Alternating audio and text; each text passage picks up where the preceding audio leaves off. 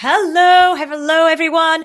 Welcome to, this is the Business Wealth Show. I have got the wrong overlay on. Let me sort that out because this is, oh my goodness me. This is the Business Wealth Show. Thank you for joining me. Thank you for tuning in. There we go. This is the Business Wealth Show. It is lovely to see you here.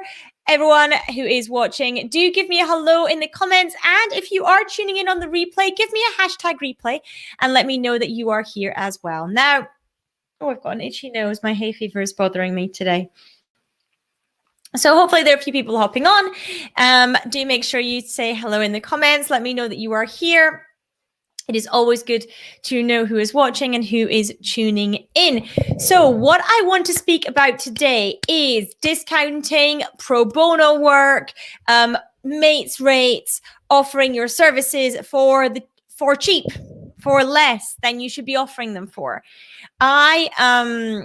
This topic for today's session has been prompted by a post that I saw in a Facebook group, and as it happened, it was by an accountant, and they said, you know, I'm new in business, I'm starting up, so it was a B2B services they were offering, service-based business, and they said they were new in business and what they were thinking of doing was offering their services completely for free to startups to get them on board. And then after a certain length of time, they would then start charging the startup once the startup had got to a certain revenue level. And in all honesty, I think that is probably one of the worst pricing ideas I have ever heard. And here, well, not ever, but it's one of the worst I've heard. And here is the reason why. If you bring in clients completely for free for an undetermined length of time, they are the ones who are the freebie seekers. They are not going to appropriately value your services. You're not going to be able to charge them exactly what you should be and exactly what your service is delivering. And they are going to, when you do move to a model where you charge them, be incredibly resentful that they are now receiving a service that they have to pay for, which they got for free for months or years. It is a terrible idea. Terrible idea. Not only that, it means that you as a business cannot afford to hire great people, use great systems and softwares. It means that you are unable to actually run your own business well. And it means that you are putting your business in a loss-making situation. And how can that, as a service provider, a B2B service provider, be a good example to be setting to your clients? So there's a huge host of reasons why that is such a terrible, terrible thing. But not only that, it exposes your own issues around money and pricing. Because if you are furiously discounting or giving away your services for free, what that says to people is, hello, I have a terrible relationship with money. I'm not able to charge the prices I should be for what I'm doing. And anyone who is savvy and has been around the block will see that as well. And that is a horrible message to be sending out to your marketplace, that you are bad with money, that you are scared of money, that your money energy is all over the shop. So do not give away your services for free. It's just crazy. It's a fast race to the bottom. If everybody in your industry started giving away their services for free, what would happen? What would happen is your industry would collapse. It would no longer exist because businesses cannot run on free. They cannot run on no money. There is insurances to be had. There is software to be used. If there is, team to employ to help and support you, you have to have a website and email systems and all the things. And you can't pay for that with no revenue. So therefore, all you do by offering your services for free is expedite the collapse of your own industry, which again, crazy. Why would anyone want to expedite the collapse of their own industry? I cannot even imagine why that would ever be something anyone would want to do. So in offering your services for free, all these things happen as a result. And you don't last in business for long because you can't pay your own mortgage and you can't pay your own team and you can't provide anything for your clients. You may get tons of people coming in, but by the way, you can't hire any staff and team to support you because you've got no revenue. So you're going to have to do it all yourself. And that's going to mean that you're going to have crappy service because you're going to have to do it all yourself because you've got all these people that you have to serve. It's just such a horrendously bad strategy. It's not a strategy for financial health. It's not a strategy for any longevity in business at all. And it might seem like a good quick win to get clients, but like I mentioned, these are the wrong people that you'll have on board. These are not the people that are going to stick with you and stay with you and pay you lots and lots of money in the future because they recognize the value in what you deliver to them. They are people who have come in for free and they'll go somewhere else for free as well.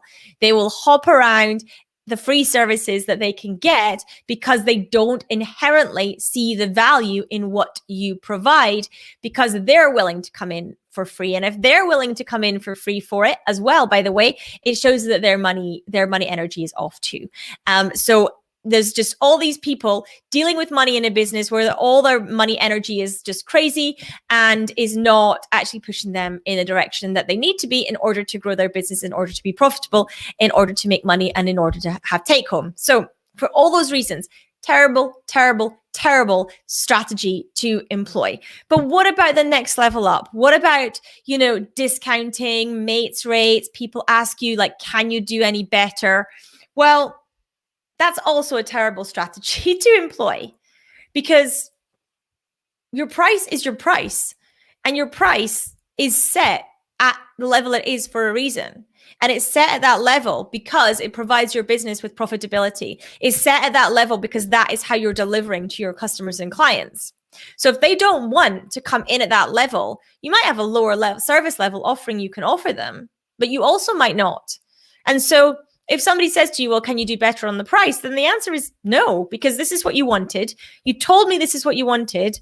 This is what I deliver for that price. If you want less, we can discuss that separately, but this is what you get for that price. If you want to pay less, you get less, but remember, that's you therefore not getting everything you want. And that's how the discussion needs to go around that, because otherwise, you're doing your business a disservice because you are eroding your own profit. You're doing your family a disservice because you are having less take home from this client as a result. You're doing your other clients a disservice who are paying a different rate. And that doesn't seem right either. If anything, as you're bringing more clients on, you should be increasing your prices, not slashing them. Slashing and burning prices is never going to be a good strategy either for the longevity and the financial health of your business. Now, some people will say, well, it's better to get some clients in paying something than none. I don't think it is, actually. For most businesses, that's not actually the case, because some clients in paying something may generate you revenue, but will it actually deliver to your bottom line? If the answer is no, then all you're doing is creating bigger problems for yourself, creating a bigger loss. And that is never going to be a place where you want to head to with your business. So once you've decided your prices, the only direction they should ever go, unless you materially change your offering, is upwards. The only place that you want them to move is increasing quarter on quarter or year on year. They should never be a situation where you are slashing and discounting. Unless there's a couple of unlesses. One of them, maybe if you have a product-based business, you have stuff going out of, stuff expiring or stuff going out of season. So that might be a situation. But if you are in a service-based business, which is, what I started talking about at the beginning of this live stream, there is no reason that you slash and burn your prices. Okay. I recently heard that pricing is a form of marketing and people judge the quality of something by its price. 100%. They absolutely do. People make decisions based on quality and price as linked commodities. So yeah, excuse me. That absolutely happens. I know. Oh, sorry, 1 second. Excuse me. I know if I I've seen this before where I've seen like a coach that I've been interested in working with. And I thought, oh, that sounds interesting. And then I've seen their price and their price is really low. And I think, oh, okay, they can't be that good then.